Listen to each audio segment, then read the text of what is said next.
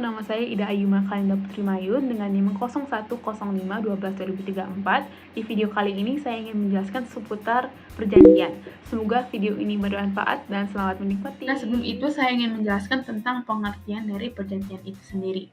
Apabila dilihat pada pasal 1313 KUH Perdata, perjanjian itu dikatakan sebagai suatu perbuatan, dengan mana satu orang atau lebih mengikat dirinya terhadap satu orang lain atau lebih. Namun pengertian ini masih dianggap kurang jelas dan terlalu luas ya. Maka dari itu saya mengambil salah satu pengertian dari seorang ahli, yakni KRMT Tirtondiningrat. Nah, menurut beliau, perjanjian adalah suatu perbuatan hukum berdasarkan kata sepakat antara dua orang atau lebih untuk menimbulkan akibat-akibat hukum yang dapat dipaksakan oleh undang-undang. Nah, tentu sebuah perjanjian itu tidak dapat dilakukan secara mena-mena. Terdapat beberapa ketentuan agar sebuah perjanjian dapat dikatakan sebagai perjanjian yang sah. Nah, berdasarkan pasal 1320 KUH Perdata disebutkan bahwa ada 4 syarat. Yang pertama, sepakat mereka yang mengikat dirinya. Kedua, kecakapan untuk membuat suatu perikatan.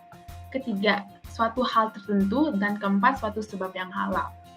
Nah, sepakat mereka yang mengikat dirinya itu diartikan bahwa setiap pihak harus memiliki kemauan yang bebas atau sukarela untuk mengikat dirinya tanpa adanya kekhilafan, paksaan, dan penipuan sebagaimana yang telah diatur pada pasal 1321 KUH Perdata.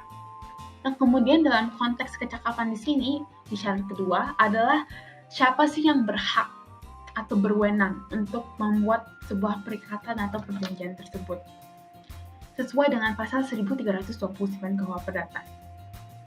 Nah, terkait dengan siapa yang dinyatakan tidak cakap atau cakap, itu bisa dilihat pada pasal 1330 KUH Perdata yang menerangkan bahwa orang yang tidak cakap atau orang yang tidak bisa membuat sebuah persetujuan adalah anak yang belum dewasa atau anak yang masih di bawah umur 21 tahun, orang yang ditaruh di bawah pengampuan, perempuan yang telah kawin dalam hal yang ditentukan undang-undang, dan semua orang yang oleh undang-undang dilarang membuat persetujuan tertentu. Kemudian ketiga, yang dimaksud di sini adalah bahan apa yang menjadi kesepakatan yang telah dibuat atau disetujui oleh kedua belah pihak sesuai dengan ketentuan pasal 1332 KUH Perdata. Nah, terakhir adalah suatu sebab yang halal. Nah, suatu sebab yang halal ini berarti sebuah perjanjian itu tidak boleh bertentangan dengan undang-undang, kesusilaan, sama ketertiban umum sesuai dengan pasal 1337 KUH Perdata ya. Selanjutnya kita akan ke asas perjanjian. Nah, menurut Salim HS ada 5 asas perjanjian. Yang pertama, asas kebebasan berkontrak. Nah, dalam hal ini itu memberikan kebebasan bagi para pihak untuk menentukan sendiri isi perjanjian tersebut yang mereka buat, baik dalam yang sudah diatur dalam undang-undang atau yang tidak diatur dalam undang-undang. Lalu kedua adalah asas konsensualisme, di mana perjanjian mengikat dua belah pihak setelah ada sepakat dari mereka. Jadi harus ada kata sepakat ya. Ketiga, ada asas kepastian hukum atau asas pacta sunt servanda, bahwa semua perjanjian yang dibuat secara sah berlaku sebagai undang-undang bagi mereka yang membuatnya, sebagaimana yang telah dijelaskan pada pasal 1338 ayat 1 KUH Perdata. Jadi misalnya saya menyewa sebuah rumah. Si penyewa itu memberikan perjanjian, jadi kita menjanjikan bahwa rumah tersebut yang saya sewa itu tidak boleh dindingnya, tidak boleh ditaruhkan poster, tidak boleh dicoret-coret. Maka saya harus mengikuti perjanjian tersebut sebagaimana saya mengikuti sebuah undang-undang. Jadi perjanjian itu merupakan undang-undang jadi bagi saya, jadi saya harus mengikutinya sesuai apa yang kita sepakati, begitu. Nah, lalu ada asas itikat baik sesuai yang tertuang pada pasal 1338 ayat 3 KUH Perdata, itu mengatur bahwa suatu perjanjian harus dilaksanakan dengan itikat baik, sehingga perjanjian itu yang dibuat tidak merugikan salah satu pihak.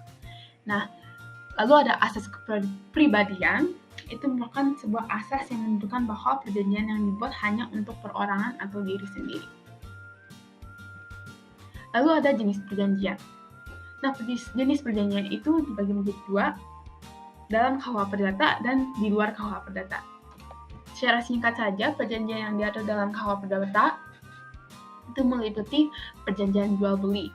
Sesuai dengan namanya ya, perjanjian ini merupakan sebuah perjanjian yang dilakukan oleh penjual dan pembeli. Lalu adalah perjanjian tukar-menukar, itu memberikan suatu barang secara timbal balik. Misalnya saya memberi B barang HP, lalu B memberi saya laptop, begitu. Nah, lalu ada perjanjian sewa menyewa, sesuai dengan namanya, perjanjian untuk melakukan pekerjaan, perjanjian penitip barang, perjanjian pinjam pakai. Nah, perjanjian pinjam pakai ini merupakan suatu perjanjian di mana pihak yang satu itu memberikan suatu barang kepada pihak yang lain untuk dipakai secara cuma-cuma. Dengan syarat setelah barang dipakai atau setelah lewatnya waktu yang telah ditentukan, maka si penerima itu harus mengembalikan barang tersebut ke pemberi barang. Nah, biasanya objek yang diberikan atau objek yang dipinjam itu tidak habis pakai, seperti kendaraan. Lalu ada perjanjian pinjam-meminjam, itu beda ya. Itu suatu perjanjian di mana pihak yang satu memberikan kepada pihak yang lain sejumlah barang-barang tertentu. Dengan syarat pihak yang meminjam harus mengembalikan barang dalam jumlah, macam, dan keadaan yang sama seperti yang telah dipinjamkannya. Nah, biasanya ini objek barang yang dipinjamkan itu barang habis pakai, seperti beras, telur, minyak goreng. Nah, contohnya itu saya meminjam beras 5 kg dari si A. Walaupun saya sudah mengolah beras tersebut menjadi nasi goreng, dan lain sebagainya, saya harus mengembalikan sesuai dengan apa yang saya telah pinjamkan gitu. Jadi saya harus mengembalikan 5 kg beras, bukan mengembalikan nasinya gitu. Lalu ada yang perjanjian di luar KUH Perdata.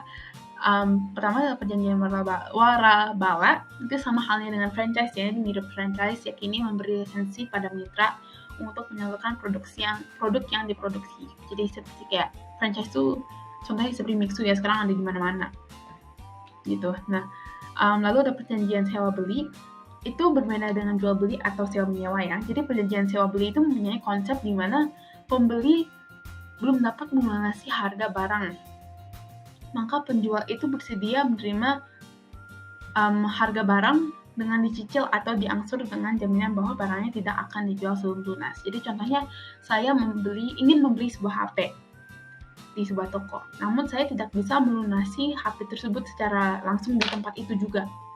Jadi saya akan menyicil HP tersebut terlebih dahulu, namun apabila masih dalam proses penyicilan, HP tersebut tidak sepenuhnya milik saya. Jadi masih dikatakan sebagai sewa ya. Namun apabila saya sudah melunasi HP tersebut secara full, maka HP ini sudah bisa sepenuhnya milik saya. Jadi apabila saya ingin menjualnya kembali, itu ya terserah saya, karena itu sudah milik saya sepenuhnya. Lalu ada perjanjian sewa guna usaha. Semua dasar hukum itu saya sudah terangkan di PPT ini ya. Jadi semoga bisa dilihat. Lalu, ini bicara mengenai perjanjian, di sini saya ingin menjelaskan lebih detail tentang sebuah perjanjian yang dilakukan oleh pasang suami istri, yaitu perjanjian pernikahan. Nah, sebenarnya apa sih itu perjanjian pernikahan atau perjanjian perkawinan? Nah, perjanjian perkawinan itu merupakan sebuah persetujuan antara calon suami atau istri untuk mengatur akibat perkawinan terhadap harta kekayaan mereka sesuai dengan apa yang sudah diatur dalam pasal 139 KUH Perdata.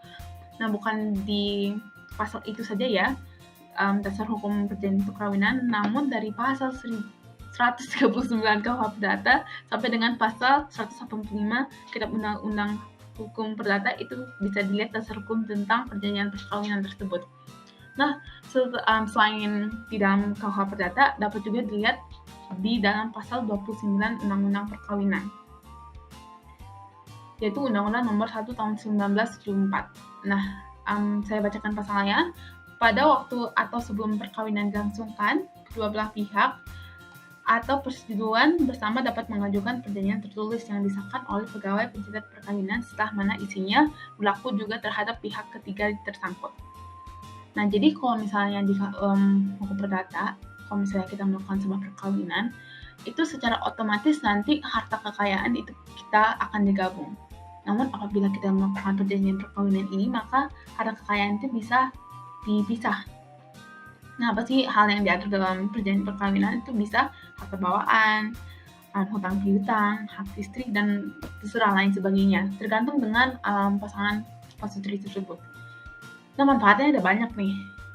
Pertama itu memisahkan harta kekayaan antara pihak suami dengan istri sehingga harta mereka tidak bercampur.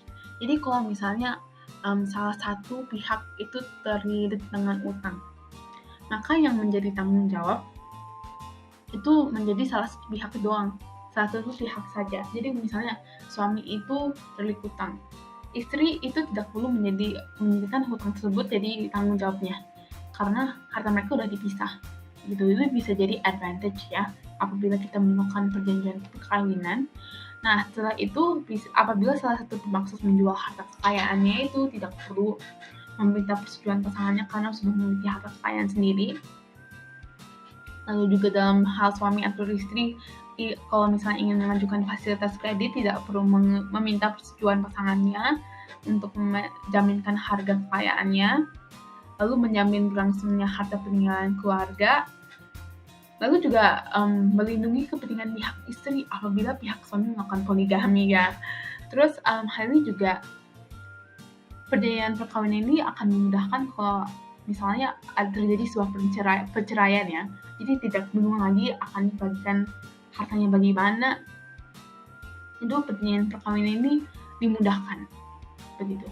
Namun kan dibilang kalau misalnya di undang-undang perjanjian perkawinan ini dilakukan sebelum adanya sebuah pernikahan. Namun setelah adanya putusan MK 69/2015, perjanjian perkawinan ini bisa dibuat tidak hanya oleh kedua calon yang akan melangsungkan perkawinan atau prenuptial agreement, tetapi juga dapat dilakukan oleh pasangan suami istri yang masih terikat dalam sebuah hubungan perkawinan atau postnuptial agreement. Jadi kalau misalnya apabila pernikahan itu sudah berlangsung, namun sebelumnya mereka belum melakukan perjanjian perkawinan, maka boleh mereka melakukan perjanjian perkawinan tersebut.